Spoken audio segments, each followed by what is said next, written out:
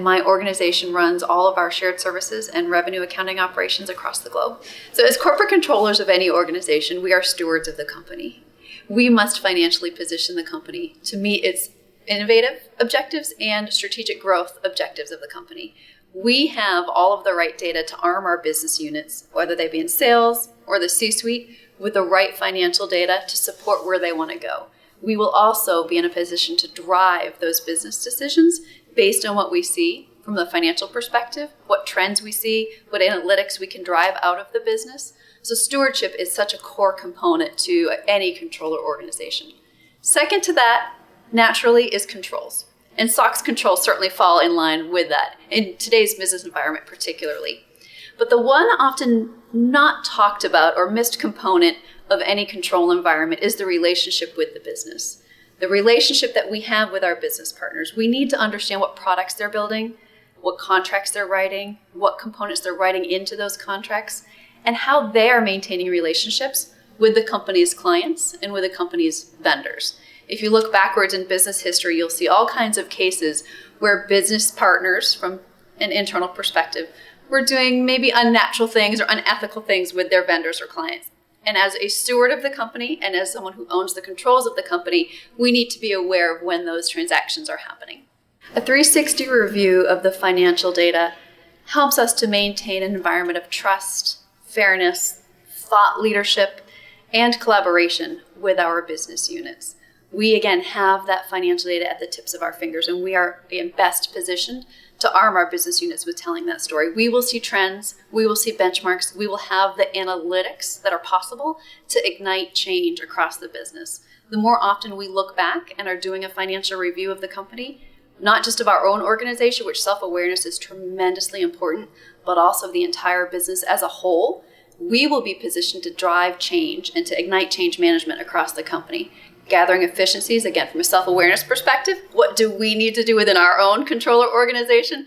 But also, business partner, here's some information that I would like to arm you with to tell you how you might be able to be more efficient. Right? But we need to be doing both. A 360 review needs to include both components. We can't be constantly pushing and telling. We need to take that inward look first. We also have an opportunity. I think one of the other topics when we talk about 360 review is technology. And we may get to this a little later in the conversation, but layers of technology when we're doing that 360 review and pulling out financial data are tremendously important not to forget about. There may be multiple systems, different interpretations of the same data from the same system, and the last thing a controller can afford is someone pulling the same information as they are, but interpreting it differently, or getting a different set of data when they're pulling it even from the same components of the financial statement. Multiple versions of the truth can be devastating to any controller. So when you're doing that 360 review, never forget the components of technology and the fact that you need to continuously be doing a look back, double validate. It's one of the things that a controller can't risk is misinterpretation of data. To ensure that we don't have misinterpretation of data, we need to be doing that look back, that validation of our financial statements. If we have multiple versions of the truth, if we have any misinterpretations or misrepresentations of our financial statements, our reputation will be shot, and our ability to influence decision-making, our ability to have a place at the table with our CEO or with our business units will be completely shot. Automation, I love automation. Actually, I think there's a tremendous opportunity for innovation within our business. One of the things that we're looking to do at Discovery is implement robotics automation in various parts of our accounting and shared services organizations.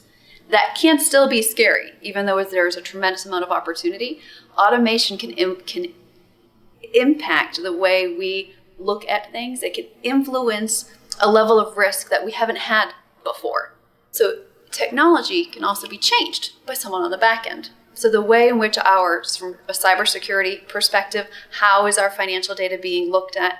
Are hackers getting into our data constantly? How secure is our data warehouse? Are really key things that we need to keep in mind. So from a data security, data integrity perspective, all things controllers need to keep at the top of their mind, which is why the validation, particularly across multiple systems, is so important.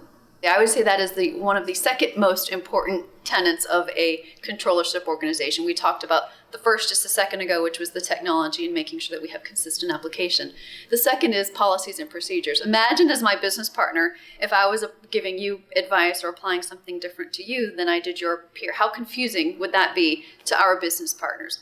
We need to ensure that we are being completely fair across all of our business units. Now, we should be doing another look back and saying, do our policies and procedures make sense in today's business environment, or should we be evolving and growing those policies and procedures? But in the business environment, just like in parenting, there's no room for playing favorites. I need to be applying the same consistent policies to you as I am to your peer.